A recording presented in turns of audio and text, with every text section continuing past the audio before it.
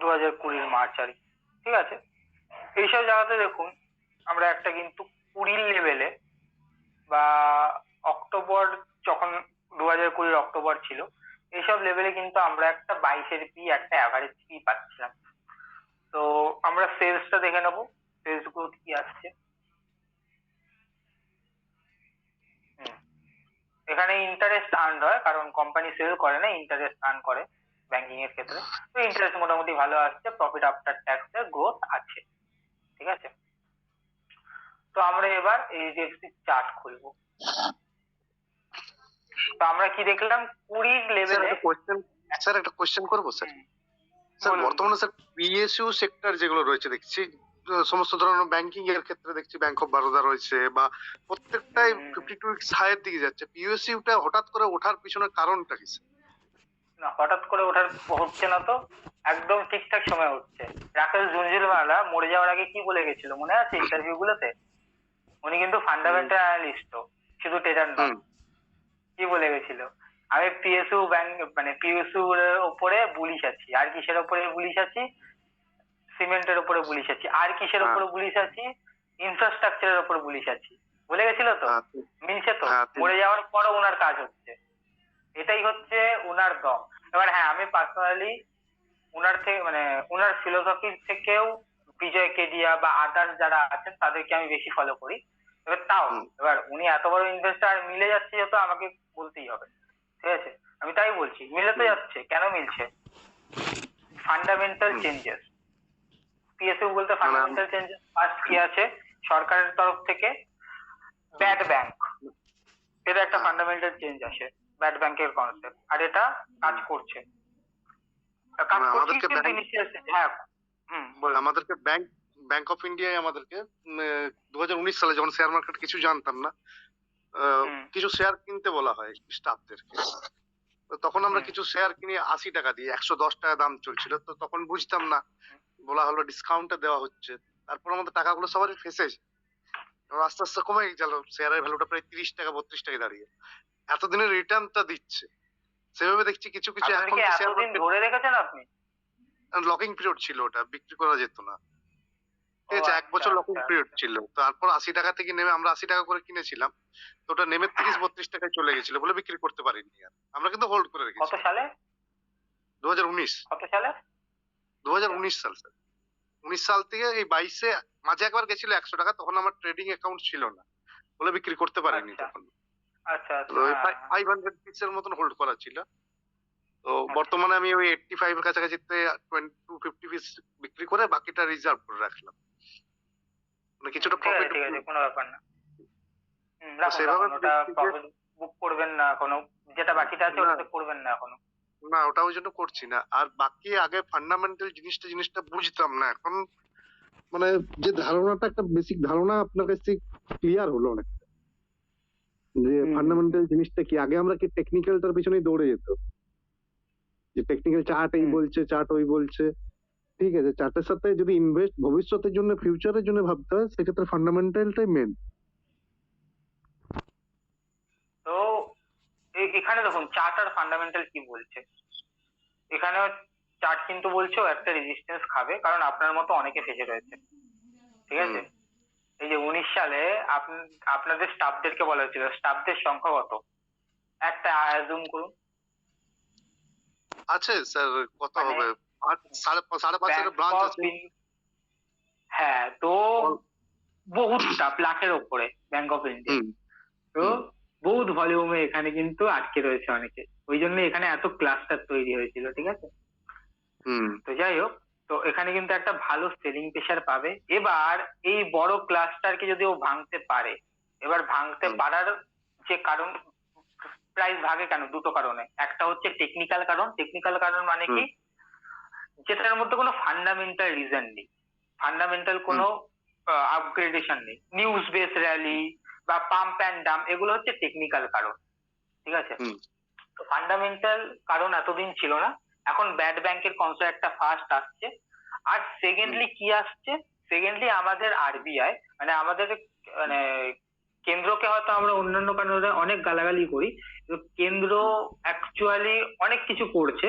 যেগুলো এতদিন হুম। আমাদের কেন্দ্রতে আগের কেউ করেনি।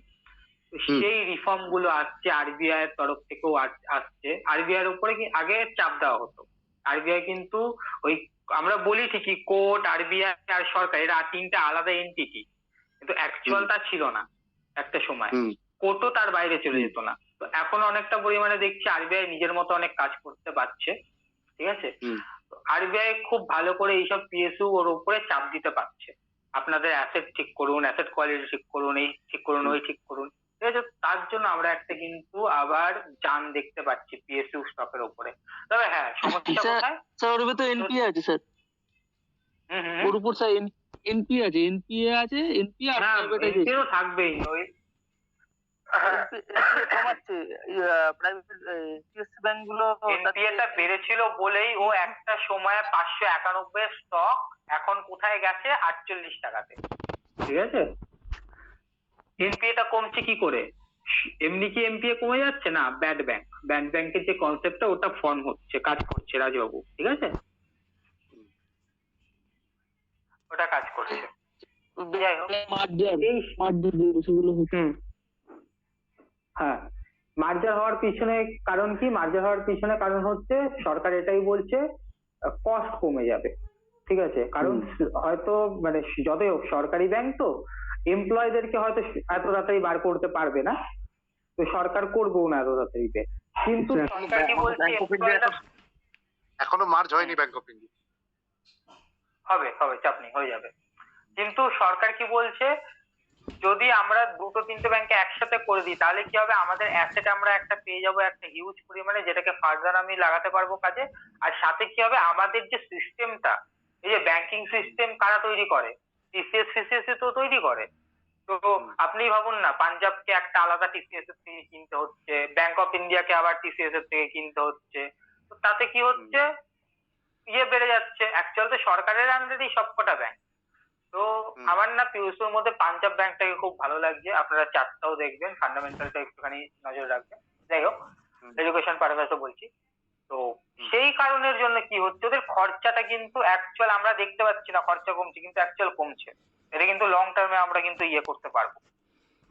এবার হঠাৎ করে যদি আবার সরকারি লেভেলে আবার কোনো সরকার ডিগ্রেডেশন করা শুরু করে দেয়, তখন কিন্তু ও আবার পড়ে যাবে। তখন আবার এরকম র্যালি খেয়ে আবার পড়ে যাবে। তো এটা কিন্তু মাথায় রাখবে। এই সরকারি স্টকে এগুলোই হচ্ছে সমস্যা। হয়তো এই সরকার চলে গেল বা এই সরকারের মাথা ঘুরে গেল, অন্য সরকারের মতো কাজ করা শুরু করলো, বাজে গেল আর কি। হঠাৎ করে বললে ব্যাড ব্যাংক আমি আর ইয়ে করবো না, ব্যাড ব্যাংক তুলে নিলাম, হতেই পারে। এগুলোই হচ্ছে রিস্ক ফ্যাক্টর, এগুলোই সমস্যা। স্যার একটা জিনিস জানা আছে, একটু বলতে পারবেন? হুম হুম, বলুন বলুন। বলছি স্যার, টিসিএস তো ICS number one, but government paper Infosys কে করছে, এটা রিজনটা কি হতে পারে? দেখো, গভর্নমেন্ট টাটাকে টিসিএস তো কোনোদিন স্যার, প্রেফার করে না, কেন জানো? গভর্নমেন্ট টাটাকে প্রেফার করে না, এটা একটা ফ্যাক্ট। যে পাবলিককে প্রেফার করে সে গভর্নমেন্টকে প্রেফার করবে না, জিনিসটা এরকম। আরো রিজন কি আছে? আরো রিজন হচ্ছে গিয়ে, এতদিন ধরে টিসিএস গভর্নমেন্টের অনেক কাজ করেছে। আমরা যদি দেখি টিসিএস একদম পুরনো ওল্ড কোম্পানি তো। আমাদের যেই আমরা যেই নিফটিতে কাজ করছি না, নিফটি ফিফটি এইসব চার্ট গুলো, এনএসসি কে এই সিস্টেমটা কে তৈরি করে দিয়েছে? এনএসসি কে, সিডিএসএল কে, টিসিএস। ঠিক আছে, একটা জিনিস শুনলে হয়তো অবাক হবেন আপনারা, নিউ ইয়র্ক স্টক এক্সচেঞ্জ, যেটা ইউএসএ, মনে করা হয় সব থেকে technological advance new York stock exchange. কিন্তু আপনারা শুনে অবাক হবেন, আমরা মানে আমাদের ইন্ডিয়ান স্টক এক্সচেঞ্জ টেকনিক্যাল দিক থেকে, ঠিক আছে, ম্যানেজমেন্ট ভুলে যান, ম্যানেজমেন্ট আমি কথা বলছি না, টেকনিক্যাল দিক থেকে নিউ ইয়র্ক স্টক এক্সচেঞ্জের মতনই অ্যাডভান্স। যদি আরো টাকা খরচা করা যেত টেকনোলজির ওপরে, আমরা আরো অ্যাডভান্স হয়ে যেতাম।